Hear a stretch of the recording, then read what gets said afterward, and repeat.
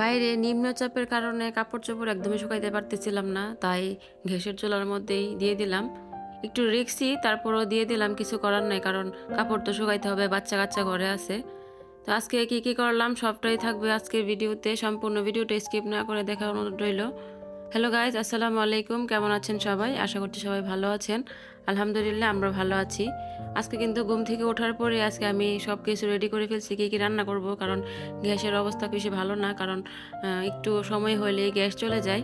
তো রান্না বান্নার মানে গোছানোর পরেই কিন্তু আমি এখানে আমার আইসা দেখি যে আমার ছেলে উঠে গেছে। আজকে সবাই লেট করে ঘুম থেকে উঠছি। আমি যেহেতু লেট করে উঠছি, ওঠার পরও দেখি যে ওরা অনেকটা পরেই ঘুম থেকে উঠছে।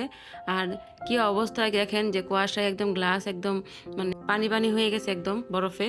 এখানে কিন্তু তৌসিফ মানে বাইরে আসছে, আসার পর দেখতেছে ছেলে মেয়েগুলা ওরা এখানে খেলতেছে। তো তৌসিফ আমাকে অনেকগুলো প্রশ্ন করতেছে যে এখানে কেন ওরা আসছে, মানে ওদেরকে ঠান্ডা লাগে না, মানে বিভিন্ন ধরনের প্রশ্ন।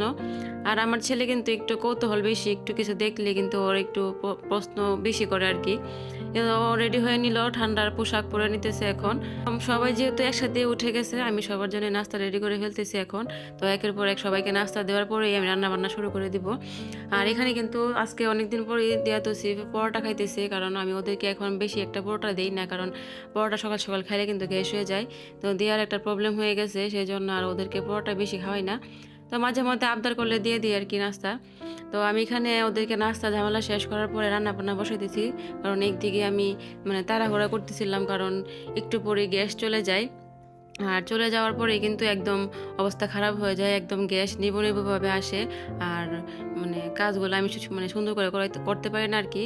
আর সব কিছু গুছাই রাখার একটাই কারণ হচ্ছে যে যাতে সুন্দরভাবে সবাইকে আমি খাবার খাওয়াইতে পারি আর কি, যেহেতু আমার উপর দায়িত্ব বেশি। তো এখানে কিন্তু আমি ডালটা কিন্তু রাত্রে সিদ্ধ করে রাখছিলাম, যাতে সকালে রান্না করতে সুবিধা হয়, সেই জন্য সিদ্ধ করে রেখে দিছি। আর এখানে আমি শুধু এখন বাগার দিয়ে দিলাম। তো মানে চুলাটা দেখাই দিলাম যে একদমই নিবু নিবু চুলা, একদমই আসে না গ্যাস।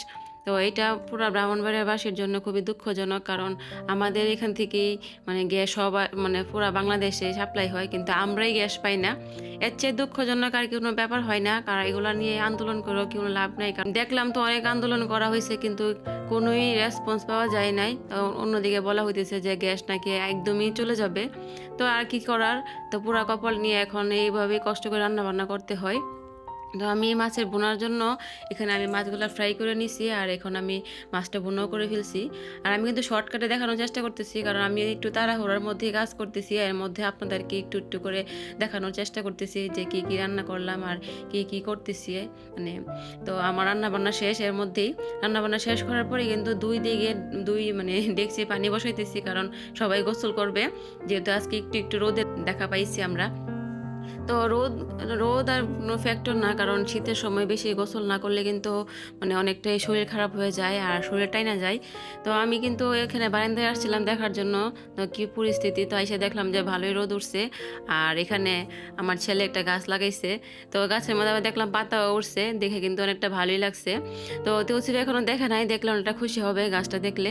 আর এদিকে ওনারা মানে রোদ পেয়ে আজকে অনেকটাই খুশি, সবাই খেলতেছে এখন। আর ওদের খেলাধুলারও একটা কারণ আছে, আমি বলছিলাম যে আজকে গোসল করাবো, তোমরা একটু খেলাধুলা করো, ক্লান্ত হও, তাহলে কিন্তু গোসল করাইলে অনেকটাই ভালো লাগবে। আর শরীরটা গরম থাকলে কিন্তু গোসল করলে অনেকটা ভালো লাগে। তো ওদের খেলাধুলা শেষ করার মাঝখানে কিন্তু আমার মানে এখন বিকেল হয়ে গেছে প্রায়, ওদেরকে আমি খাওয়া দাওয়া খাইয়ে শুয়ে দিয়েছিলাম। তো ওরা কিন্তু এখন দিন ছোটোর কারণে ঘুমায় না, তো ওরা ওদেরকে খেলতে নিয়ে গেছে আজকে।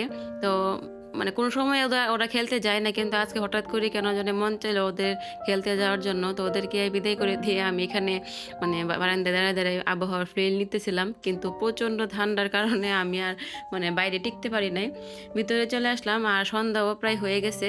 তো আমার ভিডিওটা আজকে এই পর্যন্তই। সবাই ভালো থাকেন, সুস্থ থাকেন। আর পরবর্তী ভিডিও পর্যন্ত আমাদের ভিডিওটা অবশ্যই লাইক কমেন্ট শেয়ার দিয়ে পাশেই থাকবেন। আল্লাহ হাফেজ।